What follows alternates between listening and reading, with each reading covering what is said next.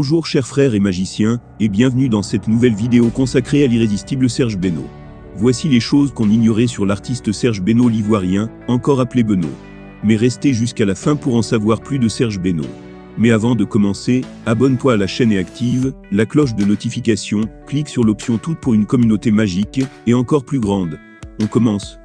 Serge Beno, parfois appelé Beno, l'ambassadeur du coupé décalé, le king et anciennement, le mannequin des arrangeurs, l'arrangeur 3 fois Pointinini, et l'arrangeur Sexinini, de son vrai nom Guy Serge Beno Niolou, né le 19 septembre 1987 à Yopougon, Abidjan, est un chanteur, compositeur, et arrangeur d'afro-pop et d'afrobeat ivoirien.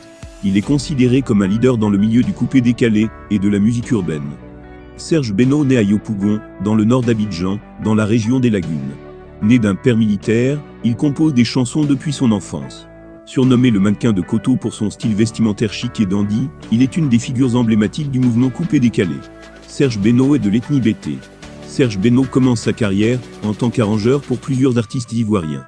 C'est en 2009 qu'il se lance sous les projecteurs avec sa chanson Koumalébé, un véritable succès en Afrique. Depuis lors, il ne cesse de monter dans le classement des musiques et des danses urbaines africaines.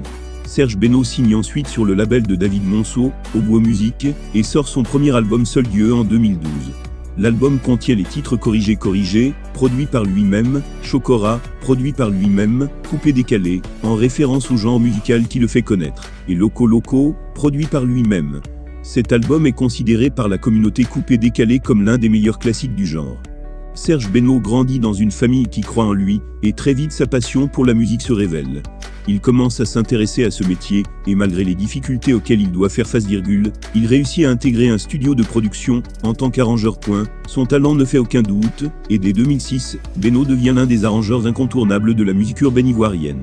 Son succès lui fait signer des collaborations, avec plusieurs artistes renommés du mouvement Zouglou et coupé décalé dont Feu Douk Saga, l'un des ténors de ce genre, qui lui fera personnellement appel pour la composition de son projet musical. Serge Beno, fort de toute cette gratifiante expérience, décide de lancer officiellement une carrière musicale, et cette fois-ci, en tant que chanteur.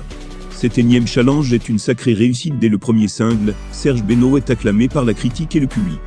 Aujourd'hui encore, il demeure l'un des poids lourds incontestables du coupé décalé jusqu'hors des frontières du continent africain. En octobre 2018, l'artiste a célébré ses 10 ans de carrière à Paris, dans la mythique salle de l'Élysée-Montmartre. Son genre musical est le coupé décalé, mais il est fortement influencé par l'afro-pop.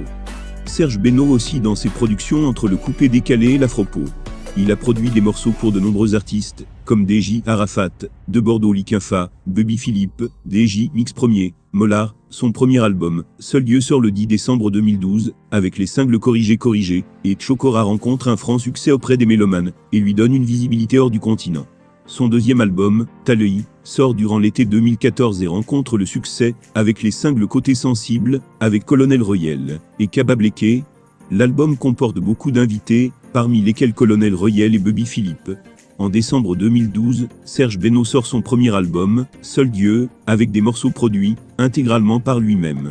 Cet album est l'un des piliers du genre coupé décalé, qu'il exposa immédiatement, et le rend populaire en Afrique. Talei sort le 27 juin 2014 et comporte, notamment, un duo avec l'artiste français Colonel Royel intitulé Côté Sensible. Le premier single, Talei. La production de cet album est notamment assurée par Serge Beno lui-même. Serge Beno, qui entretient de bonnes relations avec Bubby Philippe, artiste-arrangeur ivoirien avec qui il a travaillé sur l'enregistrement de Koumanleb, l'un de ses premiers singles à succès, qu'il considère comme son grand frère, réalise le single Seul le taf paye. Sa discographie portée sur la célébration de la beauté féminine ne fait que conforter l'opinion nationale. Cette particularité participera d'ailleurs de la construction d'une certaine image de lui par les rivaux, particulièrement Arafat DJ.